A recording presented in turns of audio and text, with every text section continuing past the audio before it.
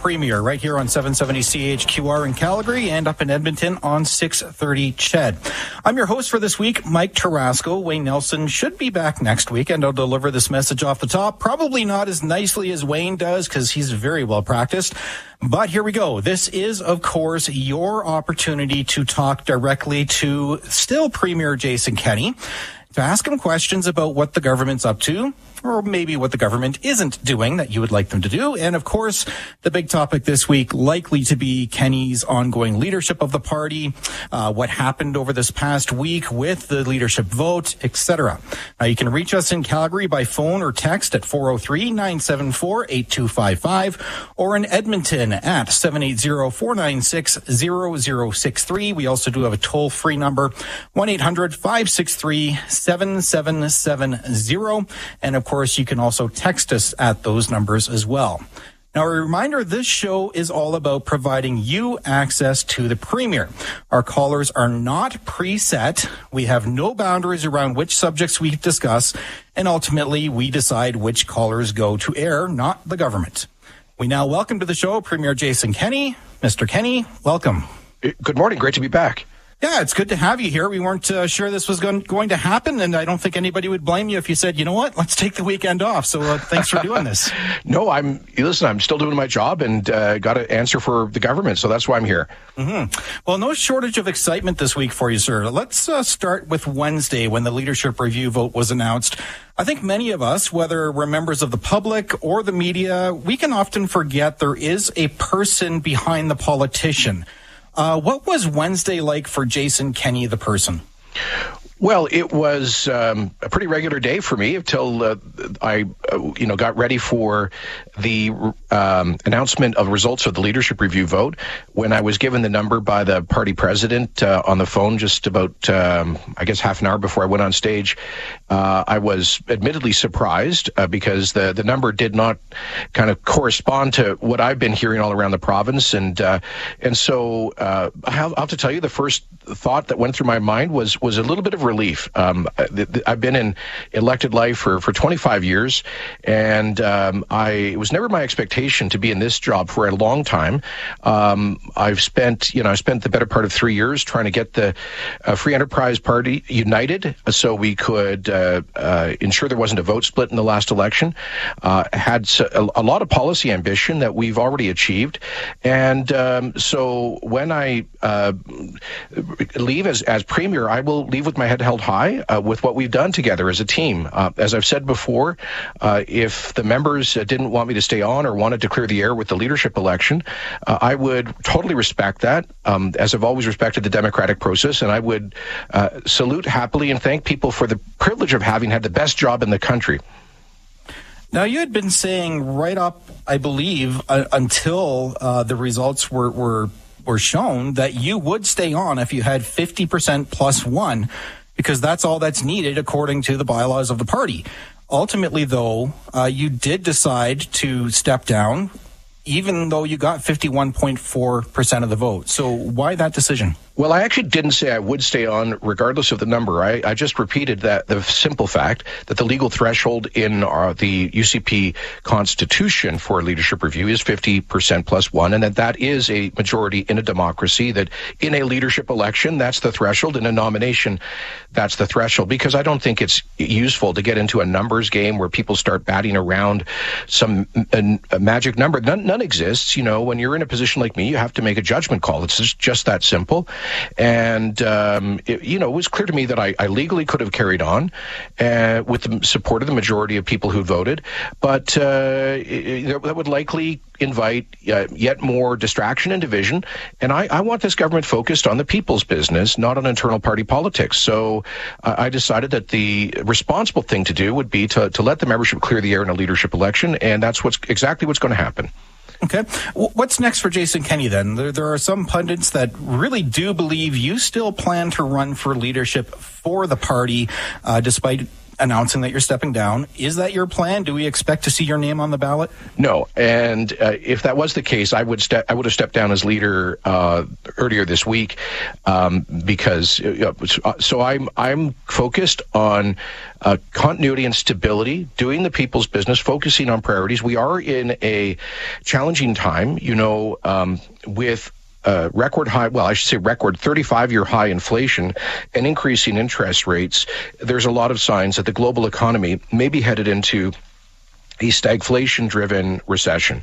And now I think Alberta is going to be better insulated from that, partly because we've got our finances back in order. Our economy is expanding at such a pace, and commodity prices are high. So much like the global financial crisis of 2008, I think we are better prepared to weather the storm.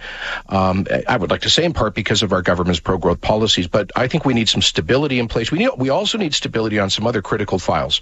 For example, we won a critical victory at the Alberta Appeal Court last week, an 4-1 decision striking down the Trudeau government's Bill C-69, the No More Pipelines law. And I am very focused on getting as many provinces as possible and organizations across the country to support Alberta when that goes to appeal at the Supreme Court of Canada. So I'm going to leverage my relationships with other premiers, with industry leaders and First Nations leaders to get that support. We also have a number of other critical files with other provinces. In major investment files, we still need to land multi-billion-dollar job-creating projects that are connected in part to relationships that I've built with major business leaders. So I want to be able to, use the time that's left here to land some of those important priorities for Alberta and let the party deal with the leadership election. Speaking of the time that's left for you, Mr. Kenney, do you have an outline? Does the party know when this leadership battle is going to officially begin? I guess it's kind of already officially begun without, necessarily saying so. But do we know when that vote might happen? So, no, we don't. The elected board of the United Conservative Party will probably in the next week or so be appointing what's called a leadership election organizing committee. They will then meet and they will choose a date. So I would probably expect a date to be known sometime in the next couple of weeks. In our Canadian system, these single-member vote leadership elections, usually they take an absolute minimum of 2 months. And, the last federal one went on for 8 or 9 months. I certainly don't expect that. So I think I'm not going to speculate about the date, but they have the responsibility of choosing that date. My focus is just ensuring continuity, stability, and competent government in the interim. Okay, sounds good. We're going to take a break a little bit earlier than usual here because I've got a full phone board already lined up. Not surprising. We'll get to the calls after the break. But once again, just a reminder to those calling in, please be as concise as possible with your questions. As previously mentioned, we have a ton of calls to get through today. Would like to get to as many as possible. Those numbers, once again, 403-974-8255 for Calgary, Edmonton, 780-496-0063, or toll free at 1-800-563-7770. I'm Mike Tarasco. You're listening to Your Province, Your Premier on 630 CHED and 770 CHQR. ExploreNet Wireless Home Internet gives you fast speed and truly unlimited data to keep everyone happy. From gamers... One more game? To streamers... Okay, one more episode. To video chatters. Bye, Grandma. ExploreNet's truly unlimited data means your speed won't slow down, no matter how much data you use. I like that. Plans start from just $59.99 a month, guaranteed for your entire term. I love that. To get ExploreNet Wireless Home Internet with truly unlimited data, visit explorenet.com. Offer available to new customers. Your basement is leaking, probably a cracked foundation. What happens now? Shield Foundation Repair understands and are your make-it-go-away foundation repair experts. They can assess your problem, provide a solution, and give you a plan to make it like it never happened. Don't delay. Fix your foundation today and do not pay until 2023. For safe and effective foundation repairs, call 780-760-4900 or go to shieldfoundationrepair.ca. Shield Foundation Repair. Chill out with a cold one this long weekend at Sobeys and Safeway Liquor. Save $12 on Bud Light or Budweiser 24-packs, now $37.99. And you can get 250 Air Miles bonus miles. See Fly for details. Only at Sobeys and Safeway Liquor. Prices and offers in effect till May 25th. Diversity, equality, inclusion. The best workplaces understand these concepts and embrace them. This weekend, the Edmonton Centre for Intellectual Excellence presents Inclusify Workshop 2022, a free 3-day workshop that will help you and your organization grow the culture of respect and trust. Leaders will share vital information on hiring, retention, and fostering an environment of respect. Take part in the free Inclusify Workshop at the Matrix Hotel this weekend. Don't miss out. Register now by searching for Inclusify Workshop on Eventbrite. Proudly supported by the Government of Canada and the Alberta Government. Beat the inflation woes and drop down to Direct Workwear for our biggest garage sale yet. Stock up for next year with our blowout of winter wear, FR coveralls from $50, ladies t-shirts and high-vis vests from $10 or less. Thousands of dollars of savings. Big sizes, small sizes, we got it all. Need lots? We got lots.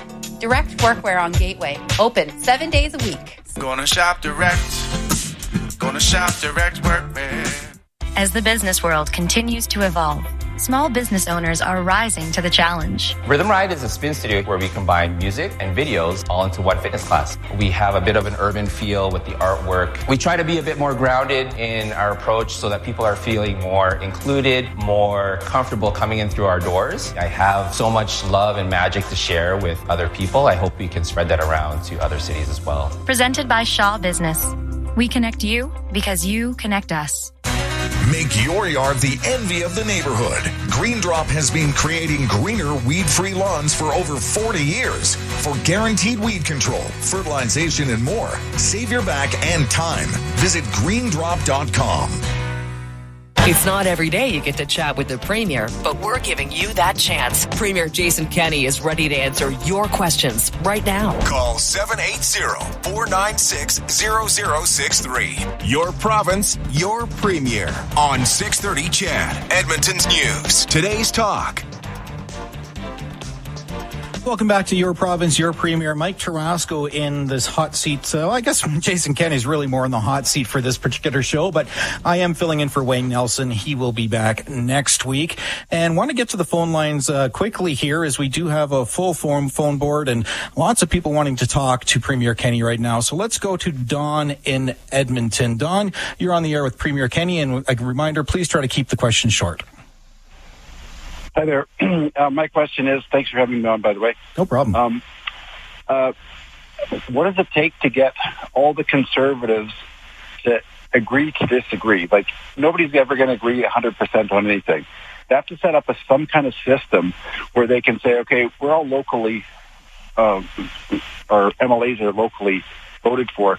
So, and everybody has different ideals, different this, different that. But if they don't get everything together and learn to get along and hold hands together, or whatever they need to do, we're going to be back where we were before you got in, and be she did $99 billion in the 4-year term of debt. Yeah.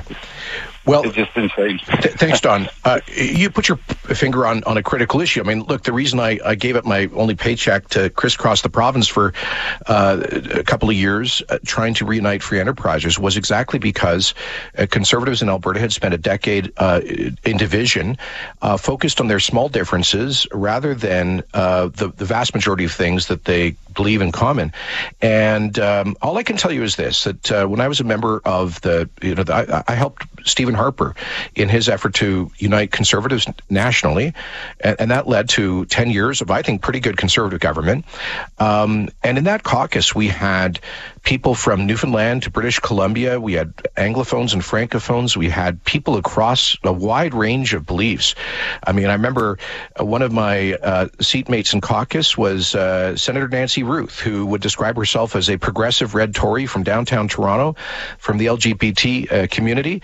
And the other person sitting next to me was Myron Thompson from Wild Rose, who would describe himself as an Alberta redneck. And, we didn't all agree on everything all the time, but we still found a way to work together respectfully. And I think that's a critical thing. I would just the first words I said to our caucus on Thursday morning were, whatever happens, I strongly recommend that people involved in the upcoming leadership election do so remembering that you've all got to come out of this united. Don't do or say things that will create permanent divisions in this movement, because if you do, you're just handing government over to the NDP. I just want to follow up on that, Mr. Kenny. Some people might argue that the division has happened under your hand, under your guidance, under your leadership. It's already there. It's already within the party. So they might argue that, maybe you should just step aside and let somebody else take this job temporarily until that new leader is found. How would you respond to that? Well, I would respond by saying I'm literally the leader that helped to bring the party together, that won the largest Democratic mandate in Alberta history, the first party ever to be elected with over 1 million votes. And that's where my primary accountability is. It's to Albertans from that electoral mandate. As Premier, I'm responsible to serve the people who elected me. Those are my constituents in Calgary, Lougheed, and they're the 1.1 million Alberta voters. And I do believe that, most Conservatives agree that we need to move forward. Apparently, a lot want a leadership election. They're going to get one. But there's no doubt that COVID threw a huge curveball into the heart of our coalition. You had a fair number of people who believed that there should have been little or no COVID restrictions. And you had a lot of people getting involved in this leadership campaign who are passionately opposed to vaccines. I don't believe that those are widely held mainstream convictions in Alberta. And I've got to govern according to my assessment of what is the broad public interest here. All right. Let's go to Graydon in Sturgeon County. Graydon, you're on with Premier Kenny. Hey, Premier Kenny, how are you doing? Good, thanks, Graydon. Hey, I want to thank you very much for your service. And you did a really good job. Too bad you're going to be shutting her down. Well, at least I get a life now, eh? At least I get might get the odd weekend off. I got to tell you, when they gave me the number, honestly, I was a little selfish. The first thing I thought is, wow, I can do some things, some personal things I've had on hold for many years. Yeah. You know what? It's too bad you didn't get the pipeline, though, bud. Well, we did get one, which is Enbridge Line 3, and that's plus 380,000 barrels a day. And we're getting TMX done and Northern Gateway, Coastal GasLink. So I'll tell you, I'm happy that one of the high points I get to go on was my appearance at the U.S. Senate Energy Committee last week, where I think we just lit it up with Alberta's story about how we can be America's solution to their energy problems. Okay, great. And do you have a question for the Premier? Exactly. You've got you've done a good job. It's too bad you're going. Oh well. Well, thanks, Graydon. I appreciate it. My question to you is: enjoy your retirement. Are you going to enjoy your retirement? Well, listen, I'm 53. I think I'm a little too young to retire, but I'll enjoy whatever comes next. I guarantee you. Okay. Okay. Take care, man. Thanks for the call, Graydon. Just a follow-up to that from the text line, Premier, you mentioned going down to the U.S. and proclaiming our energy story here in Alberta, which is an awesome story, of course, and we need to do that. But I do have a question from the text line asking, why are you not pushing this story more at the House of Commons in Ottawa rather than continually going down to the U.S.? Well, I would say we have. I mean, What do you think the lawsuit against Trudeau's Bill 69 was? That was going straight at them on the law they passed to try to Bigfoot into our backyard to control our resources. And central to our strategy to fight back for a stronger Alberta has been this constitutional challenge of the No More Pipelines law. Of course, the usual pundits dismissed it, ridiculed us, but the appeal court, in a persuasively argued 4-1 decision, said that basically that law would turn the Federation on its head. It's a clear violation of Section 92A, of the Constitution, giving Alberta exclusive jurisdiction over the development of our resources. And so, the day, let me see, what was it? Correct. The day after I was sworn in, I flew down to Ottawa and met with Prime Minister Trudeau and told him that we would sue him on that bill if he proceeded with it, on the carbon tax. And I lobbied the Canadian Senate, and they accepted every single one of our amendments to that bill. They also voted to delete the tanker ban. So we've had, we've actually had we've gone straight after Ottawa. We got from them the regulatory power to control major industrial GHG emissions and methane regulations and northern habitat protection. These have been big wins for the Alberta oil industry, and we certainly haven't stopped yet. All right, let's head back to the phones. Julie in Calgary has a question about, I believe, the economy. Hello, Premier. Good morning. Good morning. I'm going to miss you, and I just want to tell you a little bit why I'm really rethinking my fit for the UCP party. I've come full circle. I was really against COVID restrictions, and my asthma took a turn for the worst, and my doctors were putting pressure on me that I had to do this. So my husband, came to the table and rolled up his sleeve, and we did it. And then it all became so silly how we were, buying into a part of a party that was really nothing but sour grapes. I understand everybody has an opinion about everything, but what became my more focus, if I was going to be who I thought I was in a conservative community, it was about the economy. And I couldn't be prouder of you. You've really turned the chapter on that. I see you've put us back in the lane that Alberta should be in, and you should continue to do that work. And it breaks my heart that sour grapes are going to still be sour grapes when you're gone. I don't think that, you stepping aside or them pushing you out changes the fact. Yeah. And I guess the basis of my call is, how do you feel that this, your contacts, your beliefs, your experience is exactly why you got your majority and why we were so behind you? COVID threw us off track. Yeah. And I've talked to many people, and it's still throwing us off track. Yeah. And even those that the sour grapes aren't true conservatives if they can't see the bigger picture, and you do see the bigger picture. And you thank you so much for that. But thank you, Julie. Again, for the party, I think they better really give their heads a shake. We have to stop making this about sour grapes, and COVID's just the sour grape. It's not the bigger issues in the party that people just aren't agreeing. Okay, Julie, sorry to cut you off here. Do you have a question for the Premier? We just have a lot of callers waiting to talk to him. Well, how do you see the economy going now? Yeah. Who's going to be the push? Who would you put us towards? Because I'm hopeless now. Thank you, Julie. Well, there's a great deal of what you said. There's a lot of wisdom in what you just said. And you talked about, your own anger about restrictions. And then I think you implied you were picking up a lot of vaccine hostility from social media and whatnot in certain circles. I think that's what's driven a lot of the anger. And there's also some sour grapes from even before we formed government. But that is what it is. And now, going forward, you're right to focus on the economy. That's what we as Conservatives have to do. It's our strongest suit. And here we are leading Canada in economic growth and in job growth. There's been about 165,000 net new jobs created in Alberta since the beginning of 2021.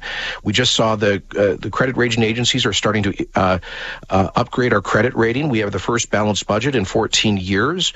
Both oil and gas is strong. It's an industry the NDP wanted us to give up on. It's the Trudeau Liberals are almost trying to kill, and we've never stopped defending it. We have a lot of allies, as we could see in Washington last week, but we're also seeing historic diversification. And in the mid to long term, I think we are poised for an amazing Alberta sustainable recovery and diversification with probably upwards of $30 billion of capital investment in petrochemicals. We're probably talking upwards of $20 billion or more in hydrogen projects, perhaps $30 billion or more in capital investments in carbon capture, utilization and storage infrastructure, all of those things supported by the policy framework we've created. In addition, huge investments in forestry, in tech and information technology, digital, venture capital, taking off like a rocket. Fastest growing tech sector in North America is here in Alberta. Film and television, that's gone up by tenfold from $100 million a year to $1 billion a year. So right across the economy, I think there's great reasons to be optimistic about Alberta. And just to follow up from the text line on that, Mr. Premier, just because Julie mentioned quite a bit about COVID and the vaccine, et cetera, do we have any updates on when the fourth COVID vaccination will be available to a wider population here in Alberta? No, we don't. We're waiting for advice, scientific advice from both the Canadian and the Alberta advisory committees on immunization. It is available, I think, to people north of 70 and those, of course, with unique, who are immunocompromised or have particular health conditions. But in terms of a more general rollout, we wait for the advice from the scientists on that. Okay, thank you. Let's head back to the phone lines. Justin in Edmonton, you're on with Premier Kenney. What is your question? Good morning. Thank you for your service. I'm sorry that you had to go in this way. I just hope that whatever happens next for the UCP, it will be about looking towards the province's future and not about settling scores from the past. So my question to you is, what legacy do you hope to leave for this province?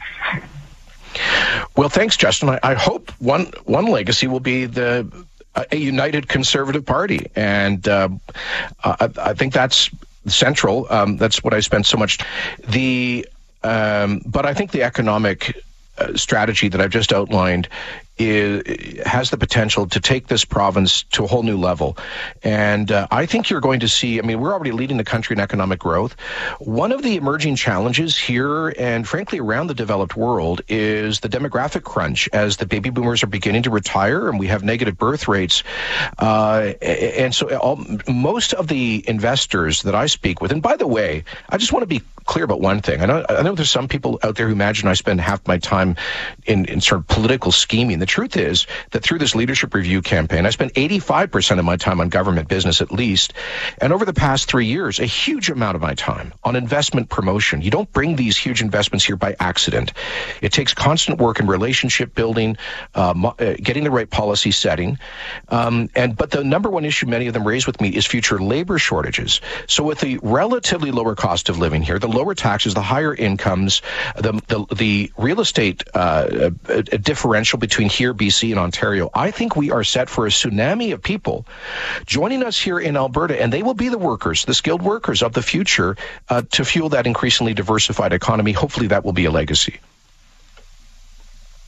Thank you so much for the call. Let's move on to Simone in Stoney. Not sure. Stoney somewhere. Simone, you're on with the Premier.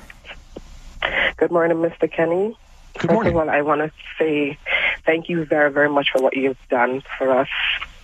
You've given us an Alberta that is really, really nice to live in. I don't see myself moving anywhere else outside of living anywhere else outside of this province.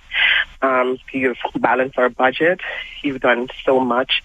It really, really hurts my heart to see you go. As a young person, was my first time voting. What I need to ask now is, with the position that you are currently in, how do you see yourself helping the party to unify itself and putting itself in a better position for us to take over the country once again? Well, that's going to be up to the party, Simone. My job now is to focus on stability and continuity in the government during a period of potential economic challenges from around the world, and to get the job done on a number of, we've already delivered substantially on about 88% of our election promises. But I'd like to be able to hand off to the newly elected leader a worksheet that's largely done, so they can start with a fresh slate, set their own agenda, get ready for the next election, and a platform. But really, Simone, whether the party stays united will be up to the party. And I would just strongly encourage anybody entering this leadership election to be super mindful of that. Unity should never be taken for granted. I made this point that, back in 2004-5, Ralph Klein, after winning 4 majority governments, was pretty much kicked to the curb. He won, I think, 54% in a leadership review vote. And that set off a decade of division. We cycled through, I think, 4 PC premiers, and we had 2 conservative parties, and the NDP, that's how they won. And I just advise my colleagues, whoever is running, just don't let that happen again. Put the province first. Keep your egos in check. Focus on constructive policy debates. Don't tear down. And please move on from COVID. For goodness sakes, don't run leadership campaigns based on a once-in-a-century aberration that was deeply divisive to our party. A follow-up to that, is there a leader out there that you view that can bring this party together and keep them united? There may well be, but it's not my job. I should not be endorsing candidates. I'll be a keen observer, but I'm not going to get mixed up in that. Okay, just needed to ask because it came in on the text line. Good effort. Well, I got to do my job, right? Absolutely. Also getting quite a few questions about AISH once again this week, Mr. Premier. One person pointing out with the budget now being balanced, is there some more money there to give out to those people that are on AISH? Well, I always thank you for that, and let me just start by saying that one of my very first jobs when I was a teenager actually was working with a charity that provided better quality of life to the severely disabled people, like, for example, high-STEM quadriplegics and so on. And when I was, I think, 16, 17, I spent some time at some of the institutions in Edmonton that were serving those severely disabled individuals. I have great compassion for those who live with severe handicaps and disabilities. And I'm glad that Alberta has by far the most generous income support for people who are largely unable to work because of severe disabilities. We're about 40% more generous than the next most generous province, which is Saskatchewan.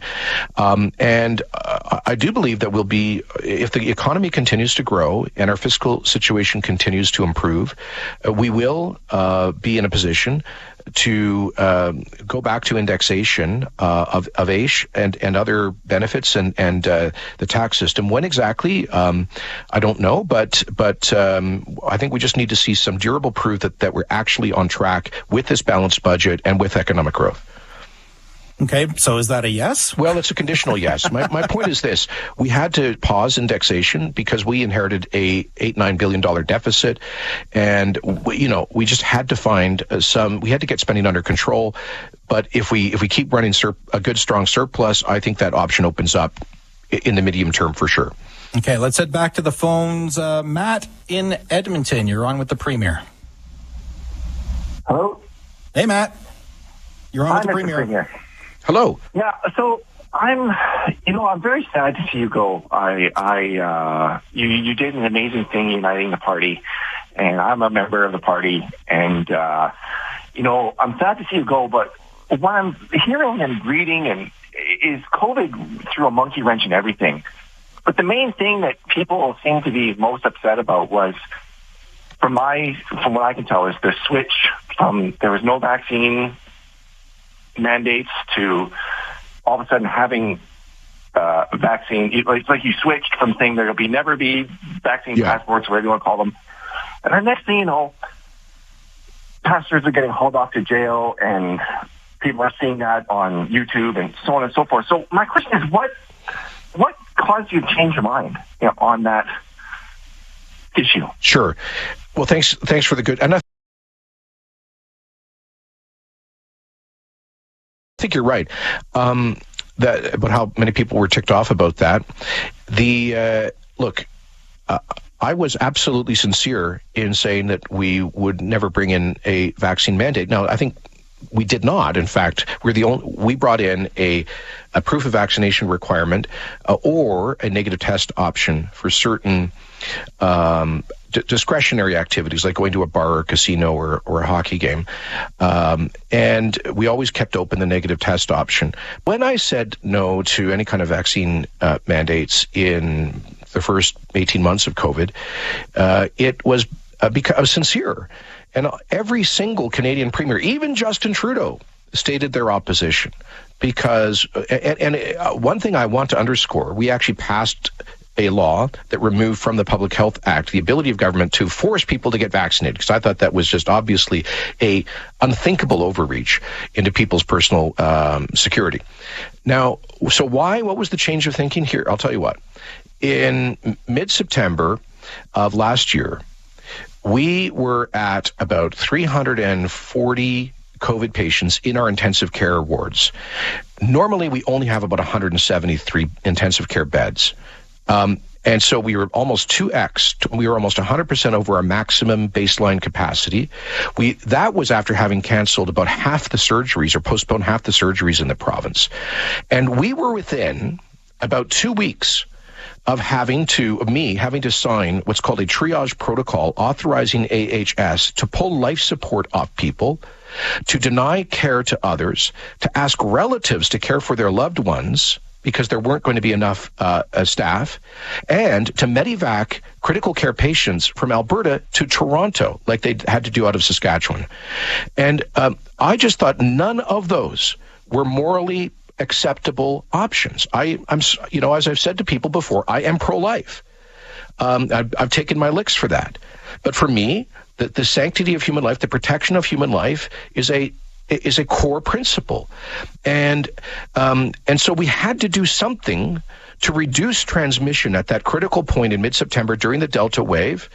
And I and my cabinet did not want to go back to widespread shutdown of businesses, because many of them never would have survived if we'd gone back, and like Quebec, like Ontario, like other provinces, if we just said all the restaurants, all the bars, all of these places are shut down indefinitely, no one can go in, shutting down the schools, hurting the mental well-being of kids that way, the gyms.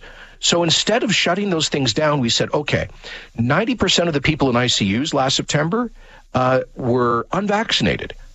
And at that time, unvaccinated people, pre-Omicron, had a higher propensity to transmit and be infected.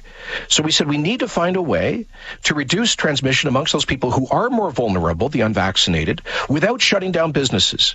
And reluctantly, we came to the conclusion that the only responsible approach to avoid mass deaths and a disaster in the hospitals, while avoiding broad lockdown-style policies, was the proof of vaccination program. So I knew at the time that might be the end of my political career. But I did it with a clear conscience, and I would do it again. Just to follow up to that, Mr. Kenney, across the country, we did have some other conservative leaders in place through COVID that seemed to, it's not that every decision they made was popular by any means, but in Ontario, for instance, we're about to see Doug Ford likely re-elected there. Mm-hmm. Scott Moe still is quite popular in Saskatchewan, according to most polls. So is there something you feel maybe you could have done differently in order to keep the party more united as these tough decisions were being made? Well, perhaps, but I'll just say, look, God bless Alberta. We have one of the unique characteristics of our political culture is we've got a strong libertarian vibe in our political culture. And as I've always said, I love that about Alberta. I love that there are so many people who jealously guard their freedoms and are skeptical about government overreach, because I'm naturally one of them. So I think that's a fairly unique part of Alberta, our history and our identity. But also, secondly, those other leaders don't tolerate dissent in their own parties. I think there were 4, maybe 5 members of Doug Ford's PC caucus who at one point or another spoke out against government policy, for example, on COVID, and they were all summarily thrown out. I think there were 2 who did not get vaccinated. He threw them out of caucus. I have demonstrated the greatest tolerance for internal dissent, because I believe in the parliamentary system. And maybe one of my mistakes has been not maintaining stronger discipline like those other leaders. Yeah, and I was actually going to follow up with that exact question. So you answered it before I was able to ask it, so that's great. Let's get to one more call before we get to the next break here. Let's go with Dan in Hannah. Dan, you're on. Good morning, Mr. Premier. Good morning, Dan. How are you today? Great. That's good. Just wanted to thank you for all your leadership and for having a good backbone and standing up for Albertans whenever you could, your best. That being said, though, looks like we'll probably be headed into an election.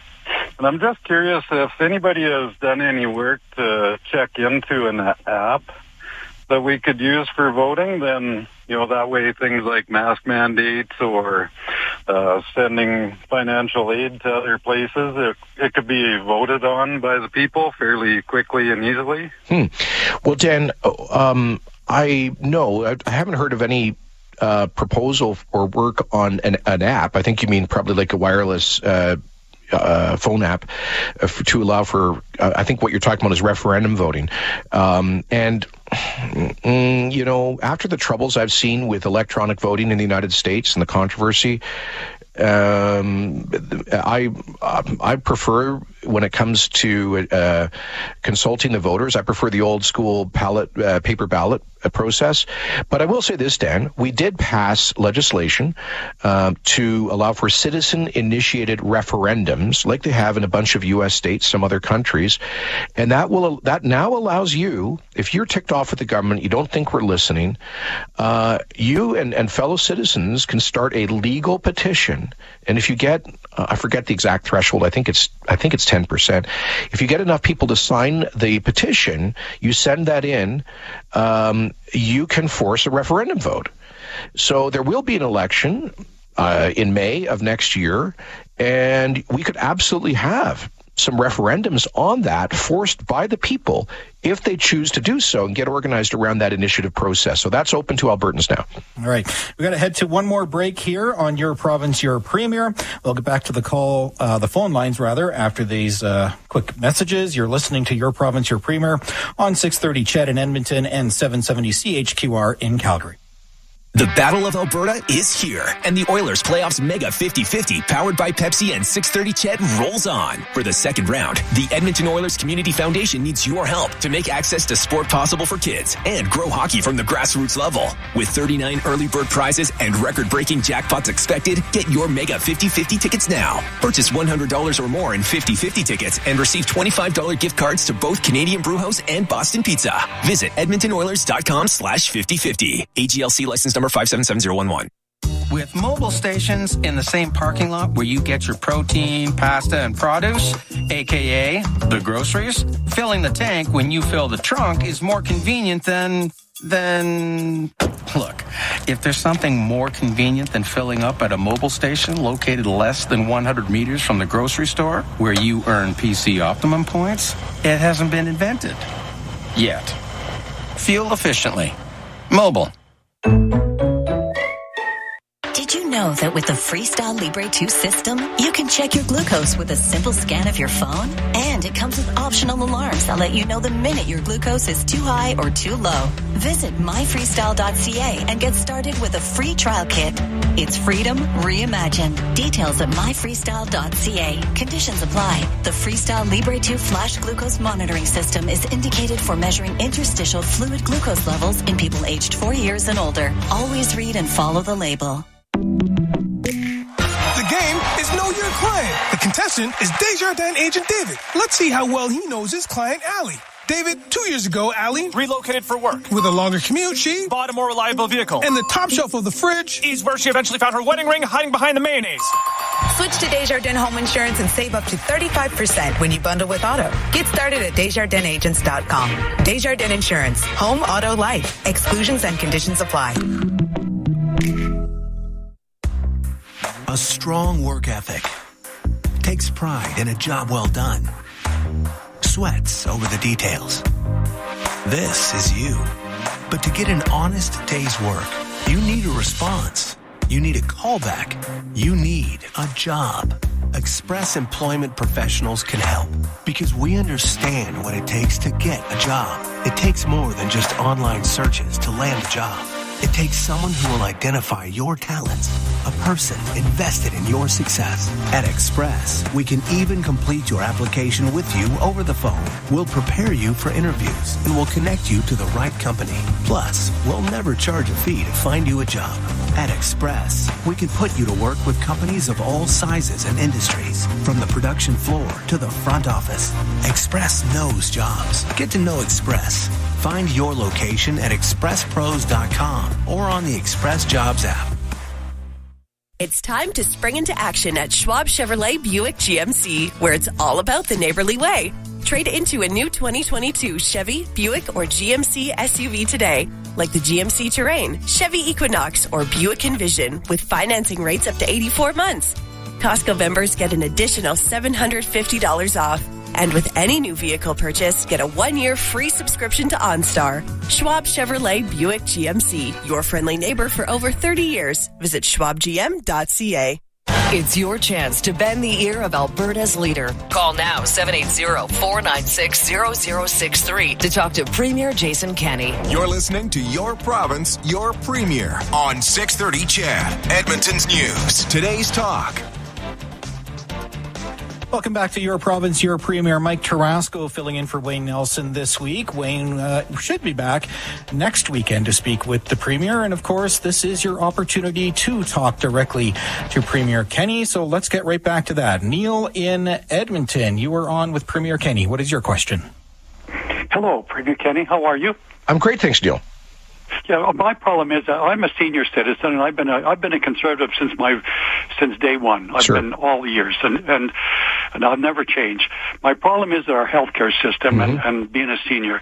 You know, I hear my friends talking about waiting lists for MRIs and CTs and knee replacements.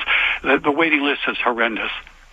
And now our doctor system, you can't make an appointment with the doctor. It's always a phone in. They phone you back. You don't go see your doctor. Mm-hmm. So to me, I just think our healthcare system's gone into it's deteriorated so badly that I think the Conservatives will lose this election if we do not do something about the healthcare system. And my question is, why don't you bring back obviously it's a money thing because, when our infamous leader, Trudeau, won't do anything about it, obviously he's oblivious to the fact, so we can only depend on you, the Conservative government in Alberta, to help us with our health care. So why don't you bring back those premiums? Years ago we had them, and Klein in his drunken stupor rescinded them, but we had them. Remember, you paid according to what you earned, and that seemed to help our system a bit financially. I don't know if that'll help, but we've got to do something about the healthcare system, or the Conservatives will no longer be. We'll have NDP, sure as hell. Thank you. Neil, thanks for your question, and I share some of your concerns about the health system. I'll just say, first of all, in Ralph's defense, I don't think he took out the premiums, but look, we've had significant pressure and problems in our health system long before COVID. COVID just made them worse. My father passed away 12 years ago at a hospital in Calgary. He came there with an infection at around 10 p.m., and he basically sat in a chair for over 12 hours, and no one saw him, and he ended up dying a few hours after that, before the tests even came back. So that was 12 years ago, and we have, through all of that time, had the most expensive or second most expensive health system in Canada amongst the provinces on a per capita funding basis. So it's not been about a lack of money. And Canada is at the top of the developed world in spending on healthcare for publicly administered, universally insured systems. Again, it's not so much about the money. We've put a lot more money in. We've taken the health budget from about 19 billion and change to nearly $22 billion. That's the baseline budget, in addition to billions for contingency funding during COVID. Since over the past year, we've added 270 more emergency department staff, 230 more paramedics. We've got 20 fully new staffed ambulances that'll be hitting the streets in Calgary and Edmonton soon, 250 new staff to open up. We've already opened up 19 additional ICU beds, and we're going to open another 31 of those. 1,800 more RNs working today than before COVID. We're opening 1,500 new continuing care spaces. And so, I could go on. So we're hiring as many people as we can, trying to recruit more family physicians. But these are problems that we're facing all across Canada. And we're determined to continue expanding capacity. We do have to deal with the overhang from COVID, particularly in the surgical system. We put $900 million behind doubling the number of surgeries that we contract out to privately run surgical facilities, because they get the job done typically more quickly and less expensively. So these are some of the elements of what we are trying to do. But I agree with you. Canada demonstrated that our health system, despite our brilliant frontline professionals, was not ready for a situation like COVID right across the country. All right, we've got about 4 minutes left in the show here. Let's go to Michelle. I believe she's got a question about your future. Michelle, you're on with Premier Kenney.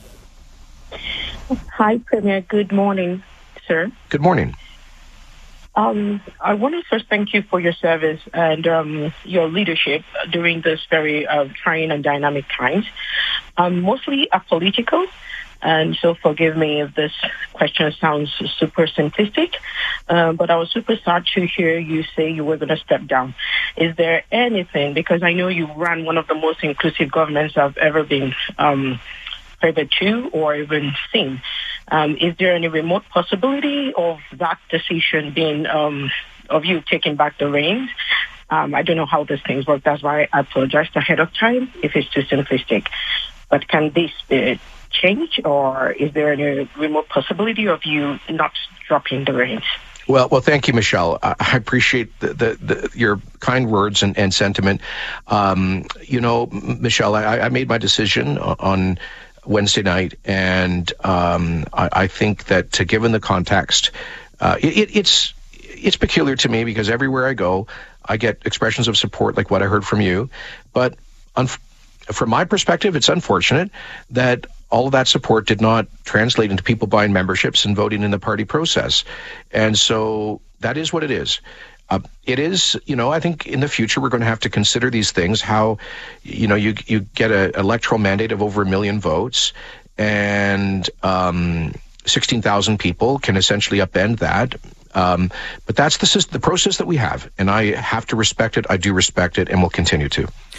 All right. So you mentioned earlier, Premier Kenney, that you have some things on your personal agenda that you'd like to cross off once this whole process is wrapped up for you.